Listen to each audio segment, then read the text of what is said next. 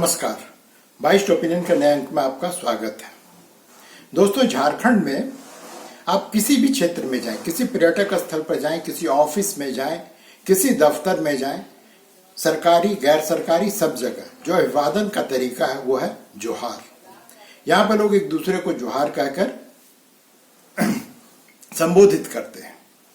और यहाँ पर जो रोड में, सड़क पे, कहीं भी जो साइन बोर्ड लगा है वहां पर भी जोहार शब्द का ही इस्तेमाल किया जाता है। न तो यहाँ पर नमस्कार कहा जाता है, न प्रणाम कहा जाता है, न कोई और शब्द अभिवादन का इस्तेमाल किया जाता है। अब कल बड़ी अजीब सी एक वीडियो जो है वो सोशल मीडिया पर सर्कुलेट होने लगी। उस वीडियो में कल्पना सोरेन है। जानते ही कल्पना सोरेन कौन है? गांडे की विधायक हैं। और उससे भी बड़ा उनका परिचय ये है कि वो झारखंड के मुख्यमंत्री और झारखंड के सुप्रीमो हेमंत सोरेन की पत्नी है। और वो इन दिनों काफी चुनाव प्रचार कर रही हैं। जानकारों का कहना है कि हेमंत सोरेन से ज्यादा इस बार जो है प्रचार के लिए कल्पना सोरेन की मांग हो रही है। जो उम्मीदवार हैं वो चाहते हैं कि कल्पना सोरेन उनके इलाके में आके प्रचार करें। वो इतने कम समय में इतने ज्यादा लोकप्रिय हो गए हैं कि हर जगह उनको सुनने के लिए, उनको देखने के लिए हजारों की संख्या में, कहीं कहीं तो लाखों की संख्या में भीड़ इकट्ठा हो रही है। और उनको अगर ये कहा जाए कि आज के तारीख में वो झारखंड के मुख्य स्टार प्रचारक हैं तो कोई गलत नहीं होगा। वो आज के तारीख में झारखंड मुक्ति मोर्चा के मुख्य स्टार प्रचारक हैं। अब उनसे उम्मीद की जाती है और सबसे उम्मीद की जाती है, इवन यहाँ पे प्रधानमंत्री आते हैं तो उनको भी जोहार कहने में कोई शर्मिंदगी महसूस नहीं होती है और न ही कोई तकलीफ होती है। अब इस हालात में ये उम्मीद की जा रही थी कि जो कल्पना सोरेन है वो भी जोहार से ही लोगों का अभिवादन करेंगी, लेकिन हुआ है बड़ा उलट। अब ये वीडियो कहाँ का है मुझे नहीं पता है, लेकिन सोशल मीडिया पर ये काफी घूम रहा है और उसमें जो है कल्पना सोरेन को अस्सलाम वालेकुम कहते हुए दिखाया गया है। लोगों में नाराजगी है, लेकिन नाराजगी क्यों हो? अस्सलाम वालेकुम भी तो एक अभिवादन का ही तरीका है। लेकिन प्रश्न यहां पर यह उठता है कि क्या उन्होंने जोहार छोड़ करके अभिवादन के किसी अन्य तरीके को किसी भी सभा के संबोधन में इस्तेमाल किया है? उत्तर है दोस्तों, नहीं। अभी जो अस्सलाम वालेकुम कह रही हैं, ये लग रहा होगा कि मैं आपको फर्जी बातें बता रहा हूं, तो पहले आप वो वीडियो देख लीजिए। कुछ सेकंड का वीडियो है।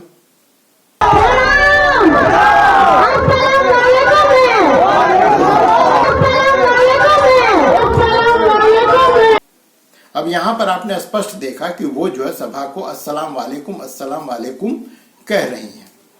दोस्तों, यहां पर मैं एक आपको बताता चलूं कि जब कोई मुसलमान भी किसी गैर मुस्लिम को अभिवादन करता है तो अस्सलाम वालेकुम वो नहीं करता है, वो कहता है आदाब, और अगला भी उसको आदाब से ही उसका जवाब देता है।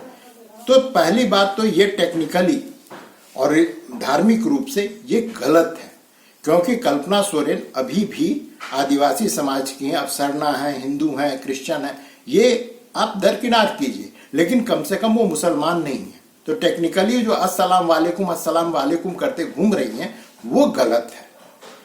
और ये एकलौती जो है इंडिया अलायंस की प्रचारक नहीं है जो इस तरह के धार्मिक शब्दों का इस्तेमाल अभिवादन के लिए कर रही हैं। इनके एक और बड़े नेता हैं इनके अलायंस के, वो कांग्रेस के हैं, उनका नाम है रामेश्वर उरांव। अब रामेश्वर उरांव जो है आजकल बड़ा इंशाअल्लाह करते घूम रहे हैं। आप कुछ भी उनसे कहिए तो लगेगा कि इंशाअल्लाह। ये उसी तरह से है दोस्तों, जिस प्रकार से जब आप रमजान का महीना आता है तो रमजान के महीने में आप देखते होंगे कि यहाँ पर जो गैर मुस्लिम है वो दिन भर ठूस के खा करके शाम में इफ्तारी पार्टी में शामिल हो जाता है और वो अपने को मुस्लिमों से ज्यादा मुस्लिम दिखाने की कोशिश करता है। समस्या यहाँ पर है और समस्या होना भी चाहिए, क्योंकि लेकिन आगे बढ़ूं उससे पहले जो रामेश्वर उरांव का आप ये वीडियो देख लीजिए।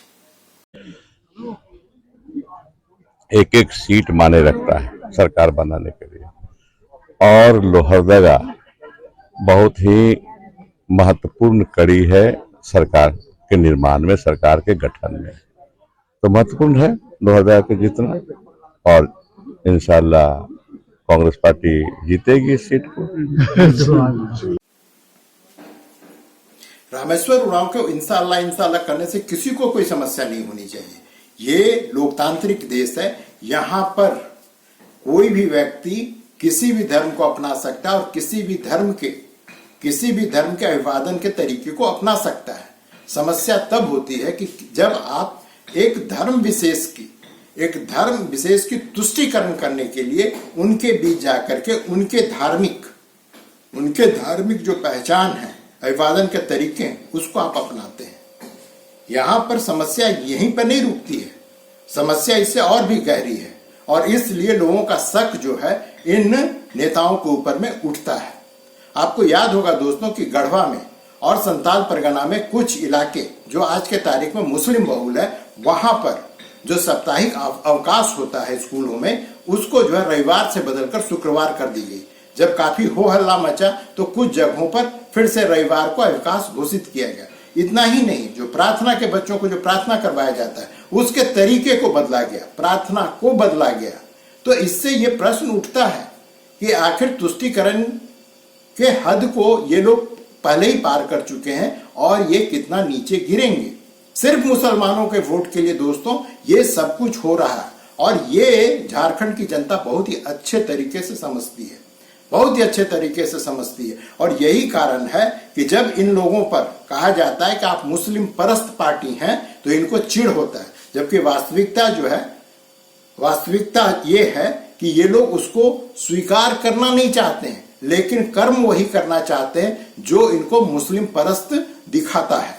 दोस्तों बात सिर्फ इतनी ही नहीं, अभी घुसपैठ की जो समस्या है वो बांग्लादेशी है, उसका धर्म क्या है उससे आपको क्या लेना देना, वो घुसपैठिया है, और उस घुसपैठिए को आपको यहां से हर हाल में हटाना पड़ेगा।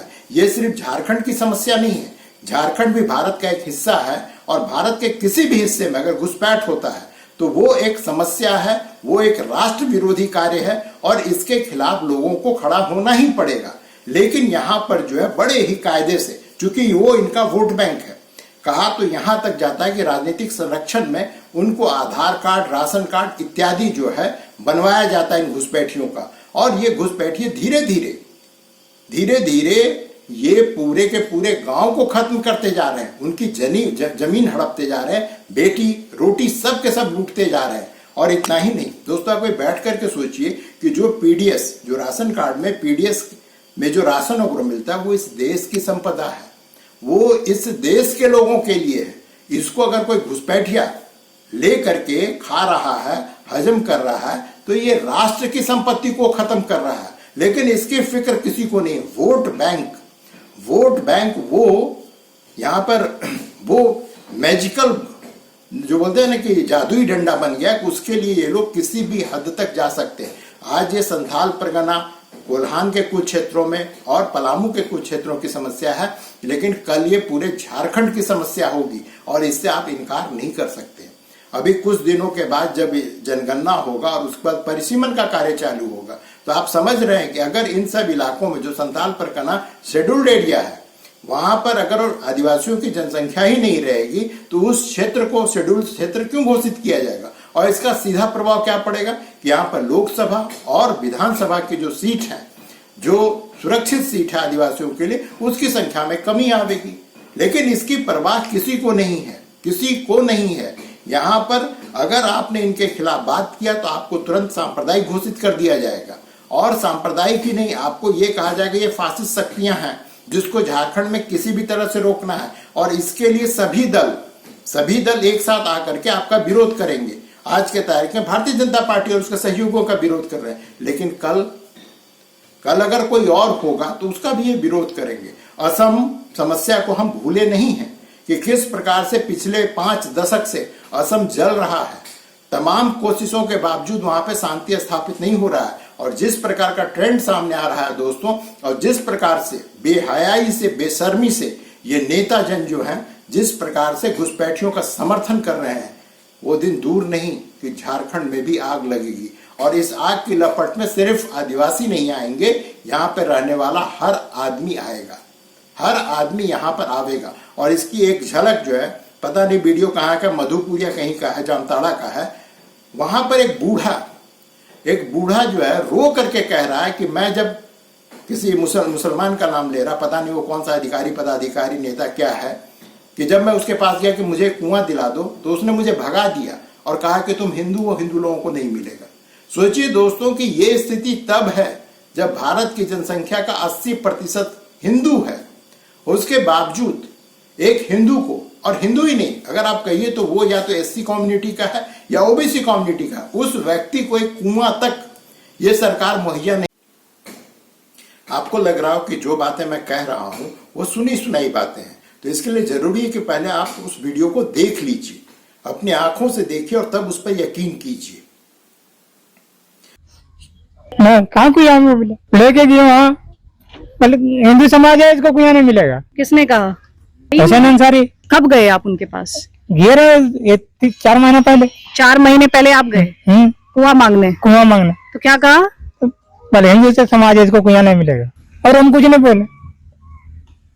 अगुवावास मिल रहा है, अगुवावास मामला को ज्यादा करके मिलता है, उसके बाद संथाल को कम मिला, उसके बाद हम लोग घटवाल समाज को किसी को नहीं मिला। दिखाई अभी तक एक भी कुआं है, इतना बड़ा खेत भारी प्रति पड़ा हुआ, कुआं रहता था हम फसल नहीं लगाते इसमें। दोस्तों, जैसा कि आपने वीडियो में देखा कि वो बुढ़ा अपनी वेदना बताते हुए रोना चालू कर दिया कि अगर उसके पास कुआं होता तो वो जमीन को अपना दिखाते हुए कहता है कि मैं इस पे खेती कर सकता था, मेरी आर्थिक स्थिति सुधर सकती थी। लेकिन ये सरकार जो है आंखें मूंदे हुए है, उसे लगता है कि हम हिंदुओं की उपेक्षा कर कर यहाँ पर जो है सिर्फ मुसलमानों को आरती दिखा करके यहाँ पर चुनाव जीत जाएंगे। और ये जो कॉन्फिडेंस है, ये बहुत ही खतरनाक कॉन्फिडेंस है, और ये आने वाले समय में इस तरह का जो भेदभाव हो रहा है उसकी गति और बढ़ेगी, ये घटने वाली नहीं है। लेकिन दोस्तों, हर चीज की एक सीमा होती है, और जब आप उस सीमा को तोड़ देते हैं उसके बाद में आप ये उम्मीद नहीं कर सकते हैं कि हिंदू यहाँ पर पोलराइज नहीं होगा, हिंदू आपसे घृणा नहीं करेगा और हिंदू आपको वोट नहीं करेगा, ये तो तय ही मान लीजिए। समय है अभी भी दोस्तों, ये समय है कि आप अभी से चेत जाएं, यहाँ की सरकार चेत जाए, राजनीतिक पार्टियां चेत जाए, और वो जो सेकुलरिज्म और जो लोकतंत्र और संविधान बचाव की बातें घूमते रहता है, उसके लिए जरूरी है कि वक्त रहते सुधर जाओ, नहीं तो आने वाले समय में उनकी पार्टियां हैं उसका तो जो हश्र होगा सो होगा ही। लेकिन यहाँ पर इस राज्य की आर्थिक स्थिति और बदहाल होती चली जाएगी, और ये सबसे दुखद होगा क्योंकि ये खनिज से समृद्ध राज्य है। यहाँ पर दोस्तों, पहली बार जब हेमंत सरकार से पहले रघुवर सरकार थी तो PLFI को बैन करने की बात की गई थी, और PLFI की PF की शाखा जो है आपको संथाल परगना में देखने को मिल जाएगा। तो इससे बचने के लिए जरूरी है कि समय रहते लोग चेतें, सरकार चेते, अधिकारी चेतें, क्योंकि अधिकारी वही कहता है जो उसे सरकार कहने को कहती है। तो आज के लिए दोस्तों बस इतना ही। आप कमेंट करके जरूर बताइएगा कि ये जो अस्सलाम वालेकुम चल रहा है वो क्या सही है, और क्या अपना जोहार जो है, जोहार अभिवादन का जो तरीका है वो आने वाले समय में सिर्फ किताबों में हमें देखने को मिलेगा। कमेंट जरूर कीजिएगा दोस्तों। आज के लिए बस दोस्तों इतना ही। वीडियो देखने के लिए धन्यवाद।